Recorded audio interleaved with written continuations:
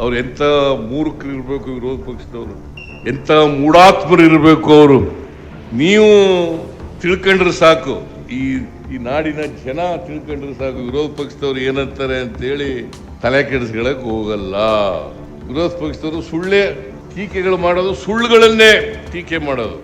ನಾನು ಈ ವರ್ಷ ಕಾವೇರಿ ಜಲಾಯನ ಕಾವೇರಿ ಅಭಿವೃದ್ಧಿ ನಿಗಮಕ್ಕೆ 3,000 ಕೋಟಿ ರೂಪಾಯಿಗಳನ್ನು ಕೊಟ್ಟಿದ್ದರು. ಏನಪ್ಪ ಮಹೇಶ, ಏನಯ್ಯ MD ಹೇಳಯ್ಯ ಕರೆಕ್ಟಾಗಿ, ಯಾವಾಗಲೂ ಕೊಟ್ಟಿದ್ರಾ? ಇದೇ ಫಸ್ಟ್ ಟೈಮ್. ಟೀಕೆ ಮಾಡೋರು ಯಾವಾಗಾದ್ರೂ ಕೊಟ್ಟಿದ್ರೆ ಅಧಿಕಾರದಲ್ಲಿ ಇದ್ದಾಗ? ಇಲ್ಲ, ಕೊಡೋದೂ ಇಲ್ಲ. ಯಾಕಂತಂದ್ರೆ ಟೀಕೆ ಮಾಡದೆ ಅವರ ಉದ್ಯೋಗ.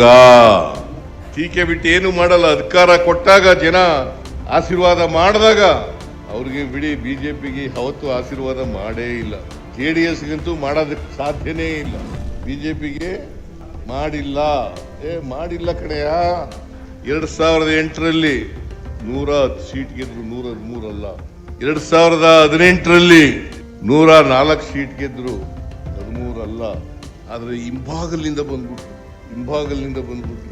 ಆಪರೇಷನ್ ಕಮಲ ಹಾಕಿದ್ರು. ಇತ್ತ ಮೊದಲು ಆಪರೇಷನ್ ಕಮಲ ಯಾವಲಾರು ಇತ್ತ?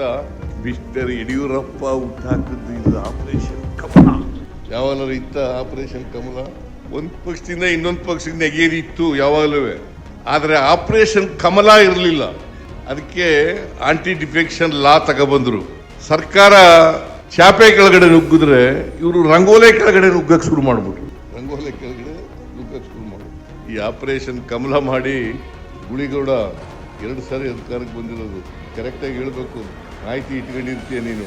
ಇವ್ರು ಯಾವತ್ತೂ ಕೂಡ ಜನರ ಆಶೀರ್ವಾದ ಪೂರ್ಣ ಪಡೆದು ಅಧಿಕಾರಕ್ಕೆ ಬಂದಿಲ್ಲ. 113 ಸ್ಥಾನ ಬಂದೇ ಇಲ್ಲ, ಯಾವಾಗಲೂ ಬಂದಿಲ್ಲ. JDS ಅಂತೂ ಬರಕ್ ಸಾಧ್ಯನೇ ಇಲ್ಲ. ಅವ್ರು ಇನ್ನೊಬ್ರು ಹೆಗಲ ಮೇಲೆ ಕೈ ಹಾಕಂದೇ ಬರಬೇಕು. ಇದು ಪರಿಸ್ಥಿತಿ ಇರ್ತಕ್ಕಂಥದ್ದು, ಇದು ಕರ್ನಾಟಕದ ಪರಿಸ್ಥಿತಿ. ಆದರೂ ಟೀಕೆ ಮಾಡೋದು ಮಾತ್ರ ಬಿಡಲ್ಲ. ಈಗ ಇಬ್ರು ಜೊತೆಯಾಗ್ಬಿಟ್ಟಲ್ಲ, ಇಬ್ರು ಸೇರ್ಕೊಂಡವ್ರೆ. ಈಗ ಚಲುವರಾಯಸ್ವಾಮಿ ಹೇಳಿದ್ರು, ಅವರು ಏನಪ್ಪ ಜೊತೆಯಾಗಿ ಮಾಡಿದ್ದು ಏನಪ್ಪ ಅಂತಂದ್ರೆ, ನಾವು 2018ರಲ್ಲಿ 1 ಸ್ಥಾನ ಗೆದ್ದಿದ್ದು, ಆಮೇಲೆ 9 ಸ್ಥಾನ ಗೆದ್ದು, ಅವರು 22ರಿಂದ 19ಕ್ಕೆ ಬಂದರು. ಇಬ್ರು ಸೇರ್ಕೊಂಡಾಗ ನಮ್ಮ ಮೇಲೆ ಕುಸ್ತಿ ಮಾಡಕ್ ಶುರು ಮಾಡಿದ್ದಾರೆ. ಮಾಡ್ಕೊಳ್ಳಿ. ವಿರೋಧ ಪಕ್ಷ ಯಾವಾಗಲೂ ಕೂಡ ಕನ್ಸ್ಟ್ರಕ್ಟಿವ್ ಆಗಿ ಕೆಲಸ ಮಾಡಬೇಕು. ವಿರೋಧ ಪಕ್ಷ ಪ್ರಜಾಪ್ರಭುತ್ವದಲ್ಲಿ ವಿರೋಧ ಪಕ್ಷ ಇರಬಾರ್ದು ಅಂತ ನಾನು ಹೇಳಲ್ಲ, ಇರಲೇಬೇಕು. ಟೀಕೆ ಮಾಡಲೇಬೇಕು. ತಪ್ಪು ಮಾಡಿದಾಗ ಟೀಕೆ ಮಾಡ್ತಕ್ಕಂಥ ಕೆಲಸವನ್ನ ಮಾಡಲೇಬೇಕು.